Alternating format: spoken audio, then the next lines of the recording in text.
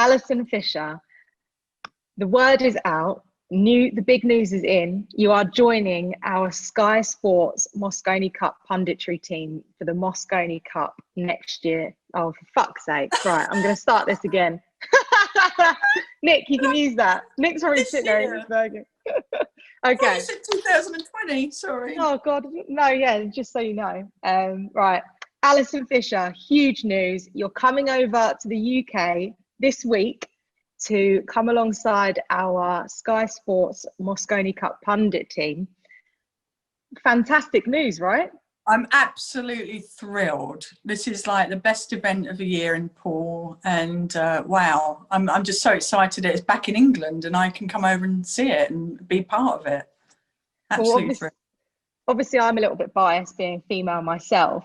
I think it's great news to have a female, not even, I mean, let's just put your titles and you aside, just even a female guest to come along for the Mosconi Cup. I think it's great for the female audience. Perhaps we can get some more viewership or anything like that. Just for, it's also an inspiration, I think, for young girls to see someone like yourself alongside the punditry team and to be giving all of your experience and obviously your knowledge in the game. Well, it's a really big deal, I think, because obviously it's been a men-only event for so many years. And believe it or not, I was in the first ever Mosconi Cup, 1994, when it was more sort of, you know, a lot of the snooker players were coming in to have people view pool and to bring people to look at pool. And it's amazing where it's come from then until now. So I'm absolutely delighted to be back in that arena and, you know, talking about the game and commentating on it. And you've got such great players as well. Well, I was going to talk to you, obviously, you played in the event in 1994, like you said. Your appearance history wasn't too great for the first time you playing in it. But I won't even go I think I need to come back and have another go. Yeah. But your experience then, obviously, that was years ago. And I'm guessing you've watched the last few years of the Mosconi Cup. How has it changed from your perspective? Well, the quality of players, the standard of players, because I think back then, if my memory serves me correctly, the US players were having a lot of political issues. So you only had certain players come over and they might not have been the very, very top players at the time. They might have been very well-known names. And then we had, I think in that one, Steve Davis, Jimmy White, myself, and a couple of English pool players. So it wasn't really like world pool.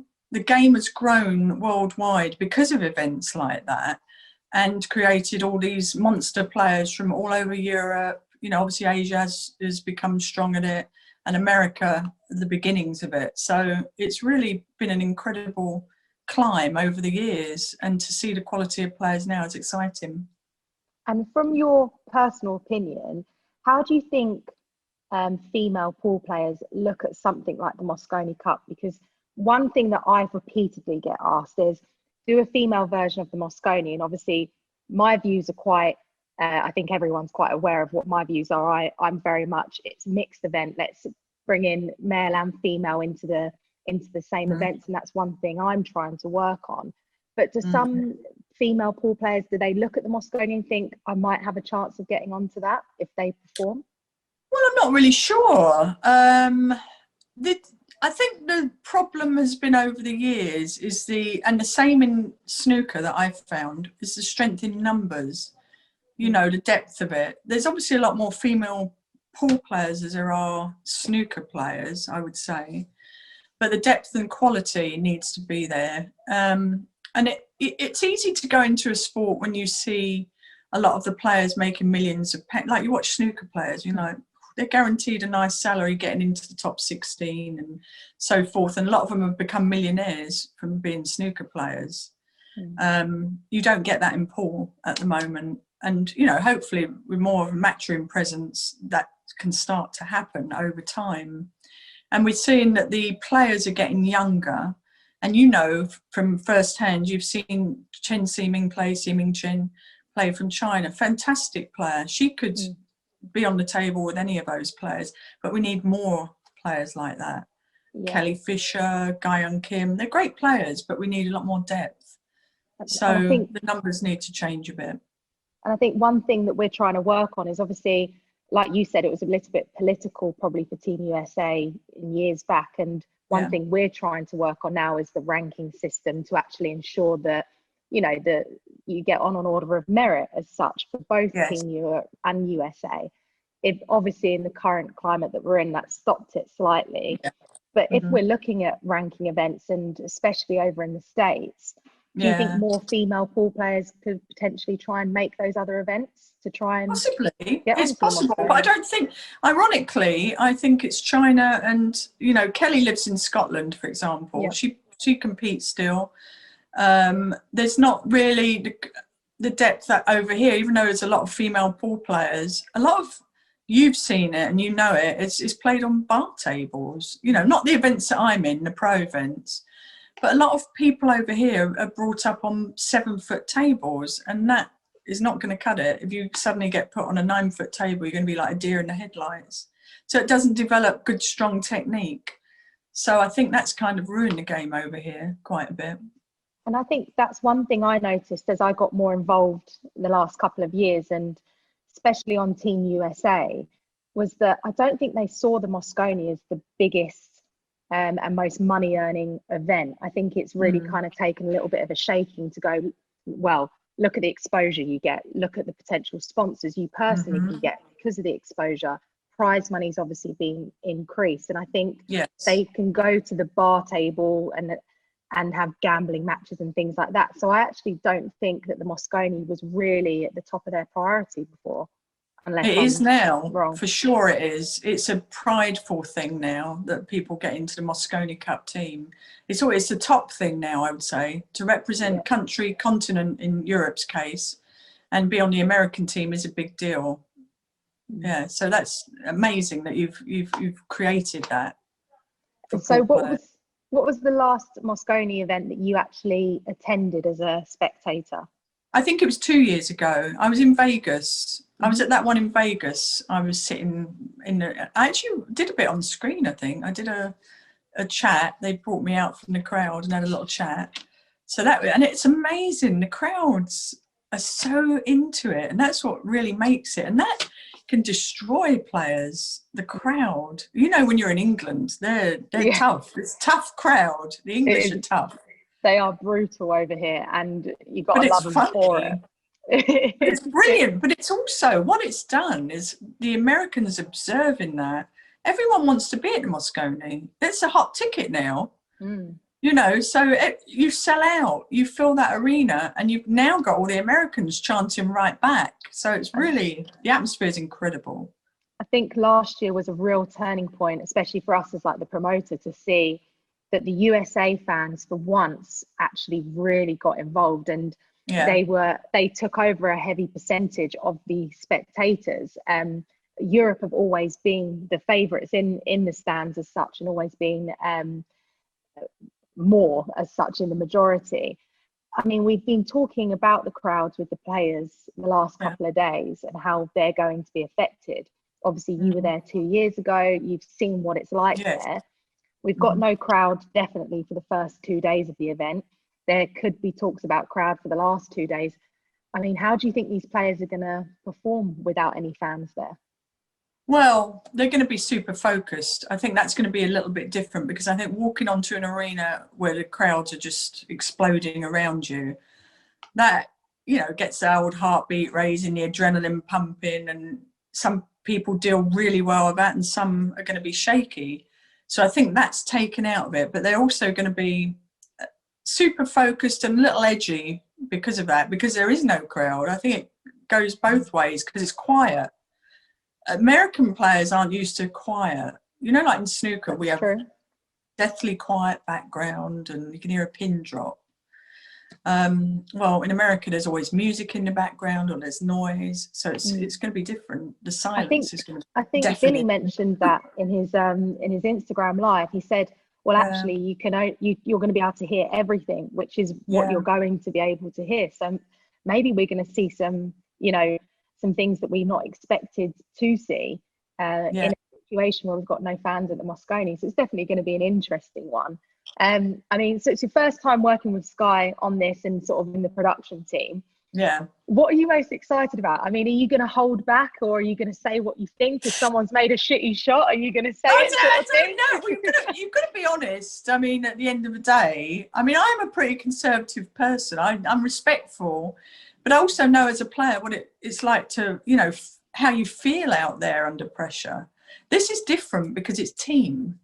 Yeah. You know, there's a different vibe when you're playing with a team, because you've seen players when they've missed a shot, or, you know, Neil struggled a bit last year, for example, and you can see some of them, their heads just drop in the chair and their opponent like turns it, like they're either being really nice to them or they're like, oh gosh, you know, I'm stuck with this guy. I can't believe you just missed that shot. They're thinking, they're like, you know, so it's all about the chemistry of the players together and how they build each other up. And one thing that I've noticed over years is that, you know, Shane was quite detached for years, because, and I think it's because he didn't have the chemistry with the players. I don't think players took it seriously enough, and some did, some didn't, and then some, you know, like let the team down. They weren't playing great, or they were too egotistical, whatever it is, whatever the balance is.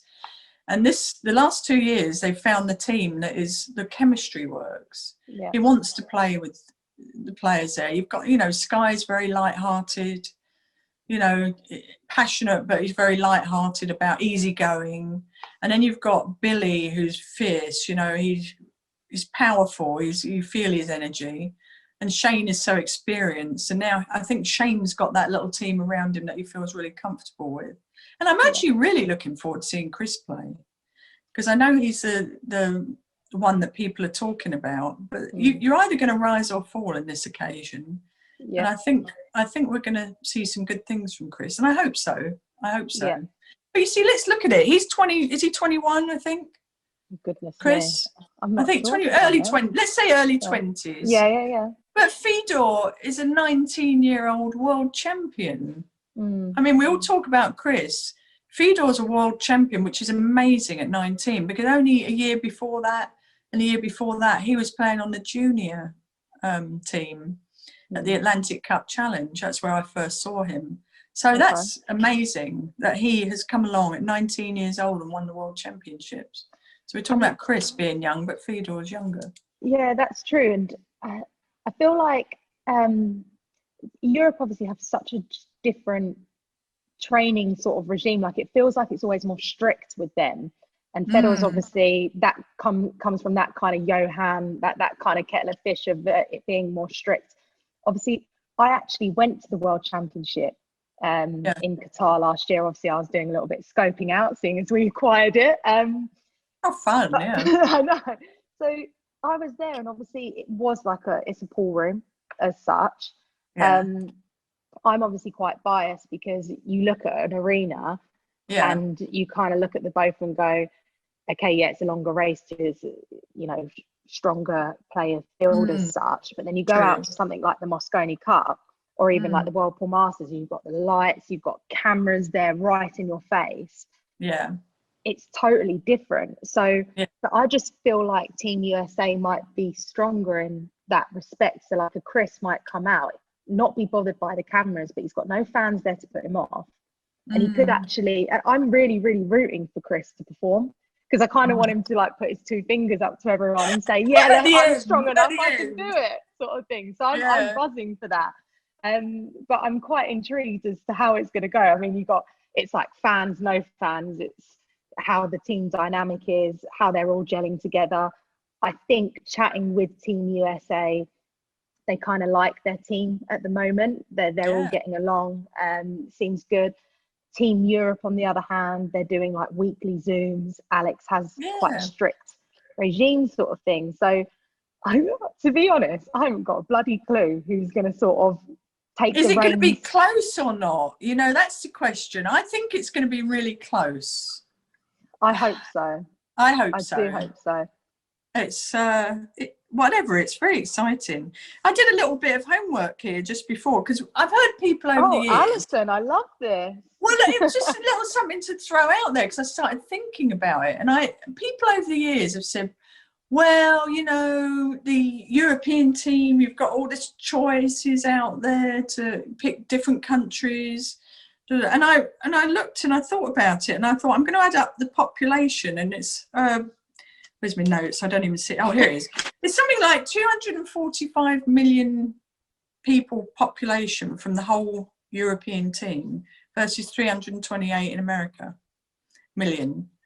So it's a lot less to choose from. Yeah. Even though America are playing a continent, you know, it's a lot less to choose from. So I thought that was kind of funny looking at the numbers. I love the data. The data. It's going to be fun though. I mean, I'm looking. You see, I've always thought the last couple of years the Americans have been a lot better team. There's no doubt, and Shane's been more engaged. He's playing better because of that.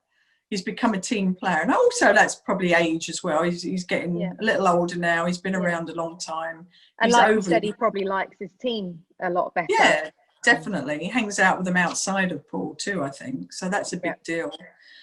And then you've got all these, you know, 5 different countries, haven't you, with the European team? That's tricky because the humour is different, right? You know, our English humour is, we all get it and we all banter, but there'd be Jason like that and everyone would be just staring at him probably, and that's a little uncomfortable when you're trying to be funny. I've found sometimes when I talk to Catchy, I'll say something that's like English banter and he looks at me and he's like, I don't understand. He's staring you down, right? Yeah, he's just staring like, you down about sort of thing. And I'm like, oh no, it's meant to be a joke. And I think we raised it in like our multi-sport team meeting the other day, because we were saying there's so many different nationalities as such, and there's a bit of a language barrier there. You know, they don't have that banter. Team USA hang out more, and they do as well. But I think Team Europe are going to be they're harder to mix. Sometimes when you're working backstage and you see it over the years, because you dip in and out of the practice rooms. And we've obviously, one thing we've made super exclusive over the last couple of years is the practice rooms, because in my opinion, it should be the team, it should be the captains. That's that. It shouldn't be, you know, anyone coming in, because this is a huge rivalry here. They're separated. This year, wait until you see the setup, Alison. They've got a ping pong table, they've got a darts board, they've got their 9-foot Rasson table in there, they've got sofas, you know, like catering. It's like this whole room, it's a proper room, and they're totally separated. But it's going to be quite interesting, because you do walk in and you can obviously just to go talk to the team or anything like that, and you get the vibe. And I think it was in Vegas a couple of years back, I walked into the middle of like a really serious team meeting with Marcus and the team, and it might have been the Vegas trip that you went to, because it wasn't last year, it was obviously the 2 years before. And I walked in, like, obviously, like straight away walked in, they're all sat in this like room, picture this like blank room, and they're sat right in the middle, all in this circle like this, and then they were listening to this like meditation app.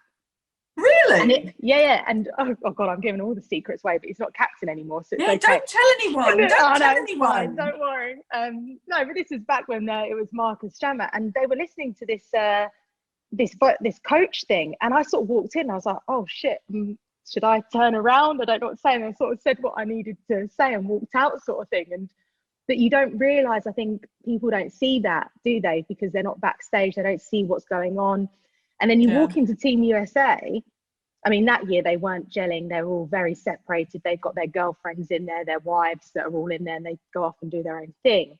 But the last 2 years, they're in there, they're in team, they're like huddling before they go out into a match, and it's totally different now. And I love all of that backstage, and obviously it's something people don't always get to see. But what's your thoughts on Team Europe then? Wow. Let's see, we've got, Kachi, we've got Jason. Jason's the like the driver, and along with Joshua, they're the real passion people there that get. I mean, are they, just a quick question regarding COVID and stuff, are they allowed to do their little chest jumps? Well, Yes, because basically what we do is we operate a bubble. So by the way, Alison, I haven't told you this yet, but you're not allowed to leave. So as Right. soon as you get So I'm locked in. tested, It's a lock-in. you are, oh yeah, you're locked in. So as soon as you get tested, you basically can go outside for a form of exercise, but you get tested, you come into your bubble, which is the hotel and the venues all in one place. Hence we moved from Alexandra Palace. Right. And the only people who you interact with at a 2 meter distance is people Yeah. within the bubble. Right. So if it gets to a point where it needs to be a high five or a chest bump, because everyone's negative within a bubble, obviously you get tested positive, you're not in as such. You're out. Yeah. Yeah, you're out. So yeah, there will still be all that hype and all of that. That's what I was wondering, because that's a big part of it too. The release of what you're feeling, and you know, you've seen all these players. The funny part about it that I was thinking about was, if you win a game, you get very passionate. But when they usually win games or matches, they're not like that. The fact that they have team members, they become all animated, which is so much fun. Yeah. But the team, back to the team, the Albin, he's done great in the last few, and the ones where he was missing, he was missing in one of them, and then Joshua was missing, and I thought they were big losses for the team. Yeah. You know, so he's very stable, kind of composed player, internal, great player. I haven't seen a lot of Kachi, funnily enough. Okay. I've seen a couple of matches that I've watched here. So I haven't seen a lot of him. Jason, I know very well. What a great shot maker. You know, he comes with some amazing shots. So he's always exciting for me to watch. Fedor, he's like a junior Johnny Archer to me, the way he looks and everything. Yeah. But tremendous poise and composure for somebody of his age. So, you know, you've got, and Joshua, I love Joshua. I've watched you doing the interviews over the last few days, and it's been fun watching the Europe and American interviews, because you get to learn a little bit behind the scenes about them and see them laugh more, and I felt it made me respect him more when you were talking about him crying after losing. I don't hold back, sorry. No, but they're important moments, because you want to know how he was feeling, and it was just such disappointment. He was so deflated. He was the last player up, wasn't he? And he felt he let the team down, and that just shows you how much it means to somebody. So I think that was really important part of the interview, seeing that. And then you see his smile, and he's infectious. But what a killer on the table! I know. He's like just amazing. Like, we've obviously been so heavily involved with snooker the last 2 months as such, and so the likes of like Judd Trump we see all the time, and I compared him to the snooker Judd Trump, because I feel like he just turns up to a tournament, he just performs, and he's just like so talented. So I find it mesmerizing how he is so quick around the table. He just knows what he's doing. He's so confident. Yes, it is absolutely phenomenal. And then you do look at the likes of Filler, Albin, and then you think, okay, maybe Jason might suffer not having the fans, but then you've got someone as strong as Fedor, obviously world champion, and you're kind of like, oh shit, Team USA might be up against it. Obviously, I can't predict this one, because I really don't know. On paper, Europe are super strong, but the chemistry of the American team, they're all great players. They've been there, seen it, done it. Justin, I didn't even mention him, and he's super focused and intense. Yeah. There's probably no one in that team who wants it as much as him too. You know, I've watched him in past years, and, you know, he's really intense, and I love watching that, the super focus of a player, you know, holding it together. But it's very, very exciting. But I think some of our players over here, I say ours, because, you know, I've been about half my life in each. Yeah. Can I get a shirt that's got half you know, Europe and half American? I thought that would be funny. I could turn one way when one are leading, and then the other way when the other are leading. Yeah, that's a good idea. Yeah, so that would be fun. But yeah, it's good. I think they've lightened up, and I think Jeremy is very, very good. Johan did the trick, I think, with turning America around, because, you know, you've had all the coaches over the years, but Johan, I remember I think it was 2018, it may have been, I was out in, was that in Vegas? 18. 2018 was Alexandra Palace, All and right, then the year before that, 2017 was Vegas. was that Yeah. when he took over? Yes. Yeah. Well, some of the players weren't turning up on time to their practices, and I he was know. like, done, you're I done, know. you know. And it's unbelievable that they had that attitude back then.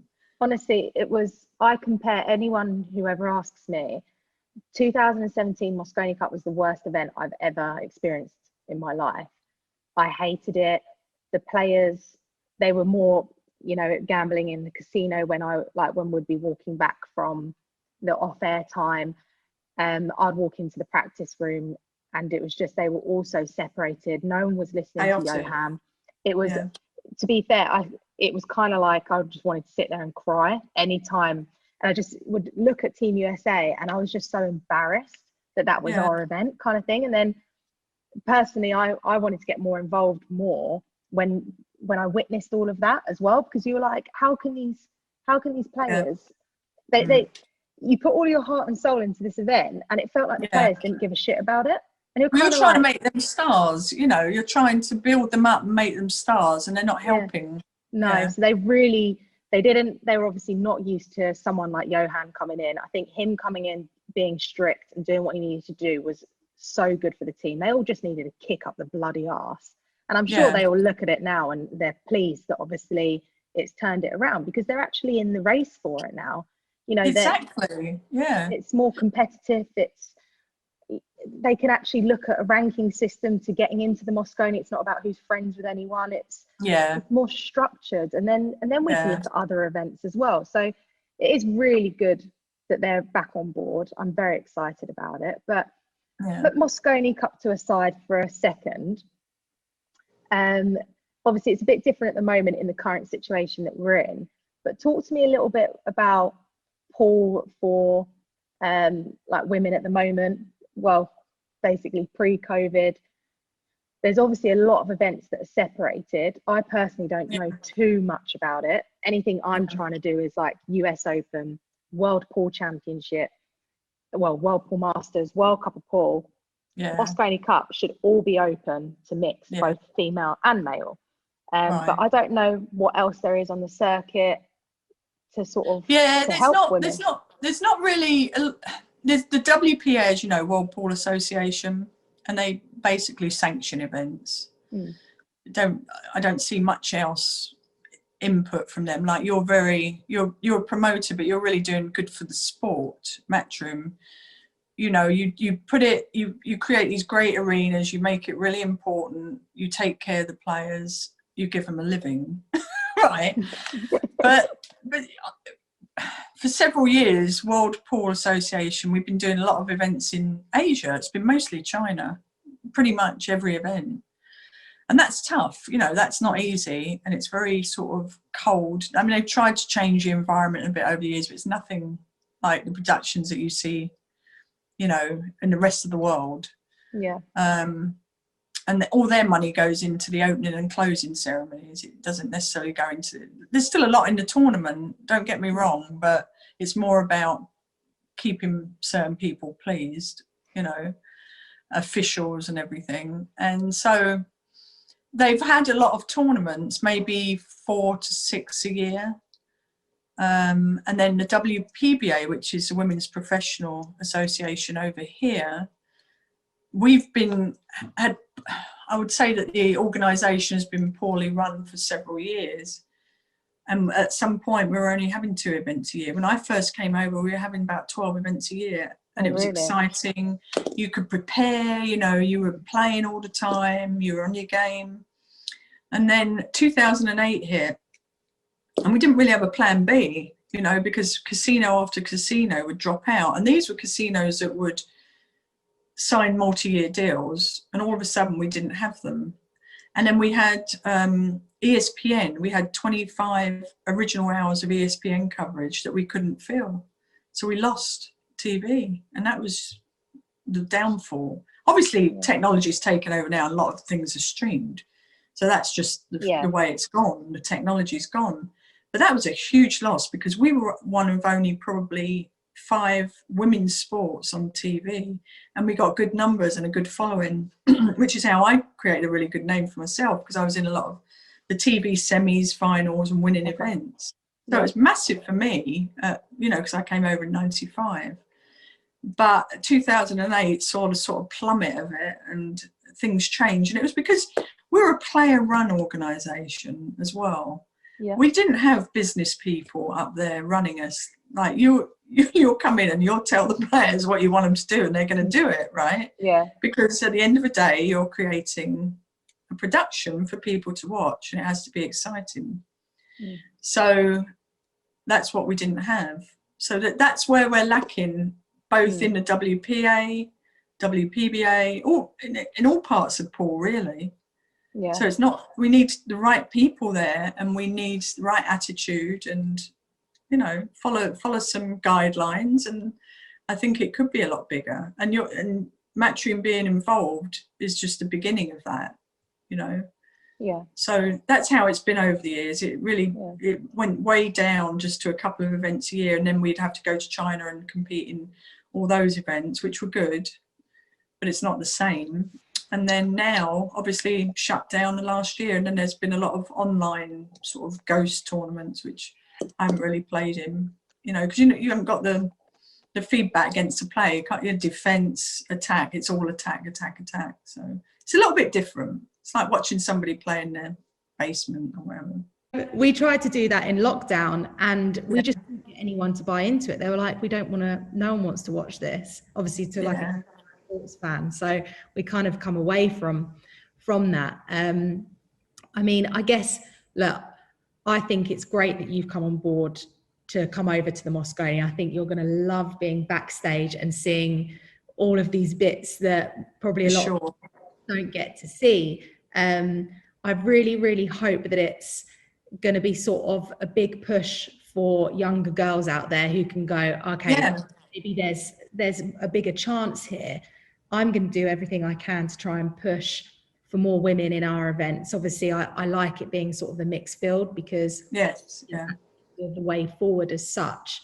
I think when me and you are in the bubble, Alison, we sit down, we get our heads together and say, right, how can we get some more people? How can we make this for, I think I just lost you there. No, you didn't. I'm going to, let me decline. Somebody's calling me. How dare they? I think that's really awful. Tell Jeremy Jones so I won't pick up. No, don't pick up to Jeremy. Who even is the guy? No, I'd love to pick your brains when me and you are in the bubble, and we can go, right, how can we actually get more younger girls in? And I think we meet so many stars in this job, and we never normally get like starstruck or anything like that. But I was so excited to speak to you, because I think you're a huge inspiration to the pool industry, all of the young girls that are looking to play pool. I think it's absolutely fantastic. Oh, thank you. Because it's a different perspective on things as well. Yeah. And you've got so many titles, you've got so much experience, Alison. I think it's bloody huge that you're going to be here. And I'm really looking forward. I can't wait. I think you're really, really going to enjoy it. And I can't wait for you to say what you think in the commentary box or something like that. But I'm going to say, Emily, permission to say what I think? Okay, thank you. 100%. Right, yeah. You've got my full support on that. Right, okay. But I think it's going to be so good for the event. And I'm really looking forward to sort of girls and younger women sort of tuning in and going, I can relate to this, and this is a big inspiration for us. And it also shows these guys who's boss a little bit. I think it's great that we're bringing you in. Yeah, and I love them. I've met most of them, and they're really nice. So it's going to be a lot of fun. I'll enjoy it too, and I'm really looking forward to it. I was thinking, I don't know if you can read this, if I've written it the right way around. But you can, when you're talking to Kachi, what you could do is this: you could put "laugh now." Laugh now. It does say so. It does look like it says something totally weird. Well, that's what it says. Laugh now. Laugh now. Well, you can bring that and then have that in the commentary box or something. Yeah, I'll put little signs up. Perfect. Look, Alison, it's been so great to speak to you. I'm so looking forward to you coming over to the Mosconi. Yeah, me too. You've just done your negative test as well, and then you retest the bubble when you're here. Can't wait for it. And guys, tune into the Mosconi Cup because we've got Allison Fisher joining us. Oh, thank you so much.